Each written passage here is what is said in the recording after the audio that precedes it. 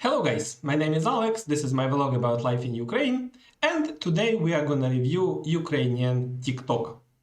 Even if you are not an active internet user, you've definitely heard about TikTok, Chinese social network that revolutionized the delivery of fast endorphins to the brain. This social network became so popular that some countries even started considering it as a threat to their national security. The US has already banned the use of this social network from state-owned devices.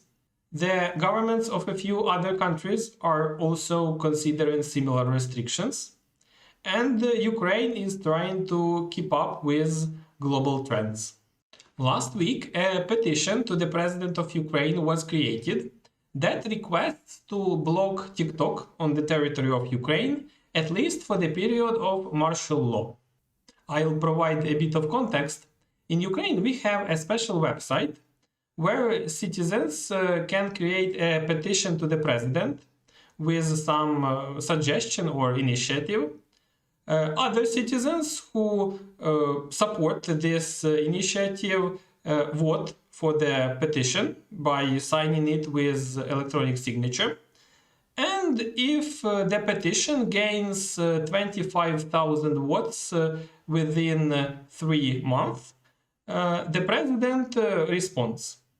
It doesn't mean that the initiative will be automatically accepted and implemented, but at least the president will express his opinion on it and maybe will take some actions. The petition to block TikTok turned out to be very popular. In the first week, it collected more than 9,000 votes.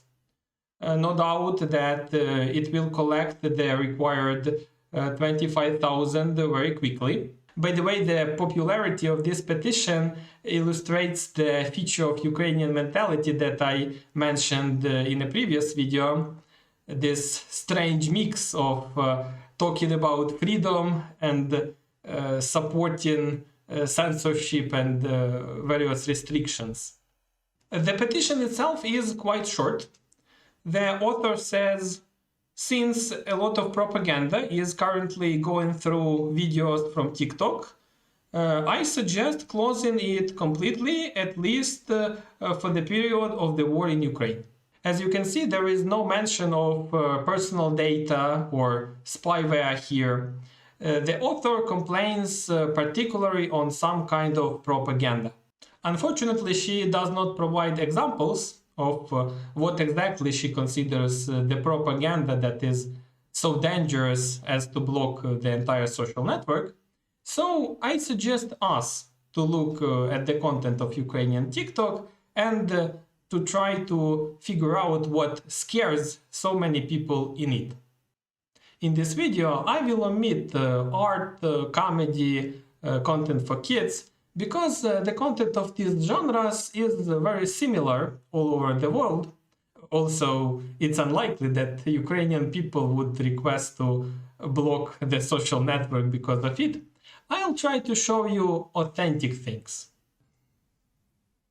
In my opinion, the most mainstream content on Ukrainian TikTok is the blogs of Ukrainian refugees from various countries.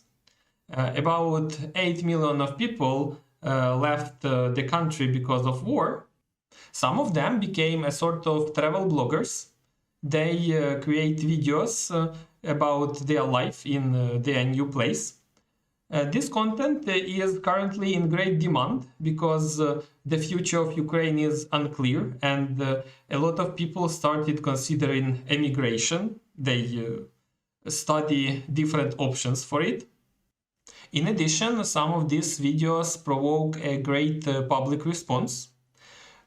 In Ukraine, there is a stereotype that the Western world, Western Europe and North America are instances of heaven, so people there just live and enjoy their life.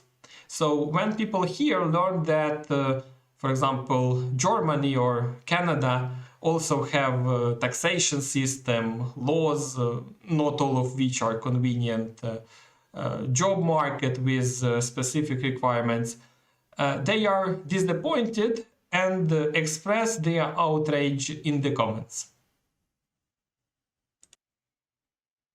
Another popular topic is related to so-called offices. Offices is a euphemism for companies that engage in telephone scam. First of all, I'd like to mention that telephone scam is a crime. So I personally disapprove of such activities and talk about it only to facilitate your awareness, not to promote this kind of business. Like everywhere else, telephone scam is illegal in Ukraine. But as I said in a video about the mental condition of Ukrainian people, the phrase "it's war" became a universal justification for any actions. So companies that are in this business just say that they scam only Russians, which provides them with a kind of social approval among a part of the society, at least. TikTok is actively used by recruiters who hire people to work for offices, and they create most of the content on this topic. Our next candidate for the title of propaganda are videos about mobilization. If you are interested in the situation in Ukraine, you have probably seen videos like this, with people being violently detained because they allegedly did not want to take the mobilization summons. I say allegedly because the authorities acknowledge only some of such cases and say that most of these videos are not related to the handing out of summonses. Besides action videos like this one, there are also many videos on TikTok where lawyers or just random people advise how to avoid military recruiters or how to behave if they try to detain you. There are even channels which content is built solely around this particular topic.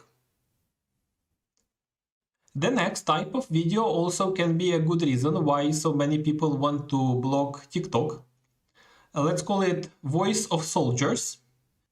Units of soldiers, or less frequently individual soldiers, record addresses to the president or to the commander-in-chief, in which they complain either about specific orders or about the behavior of their direct commanders in general.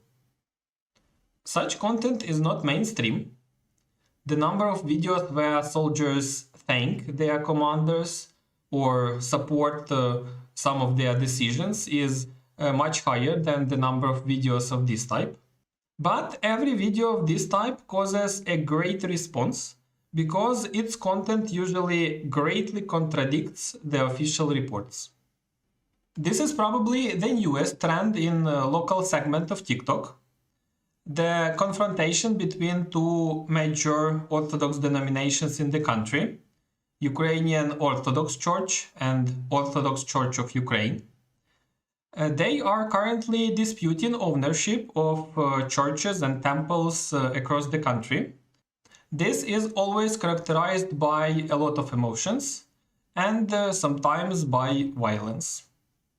Fights between members of different denominations, assaults of temples, emotional comments from both sides about these events.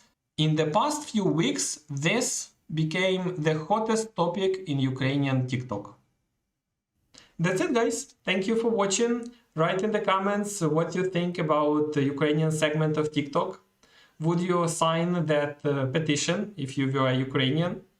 Share this video with your friends. It really helps in developing my channel.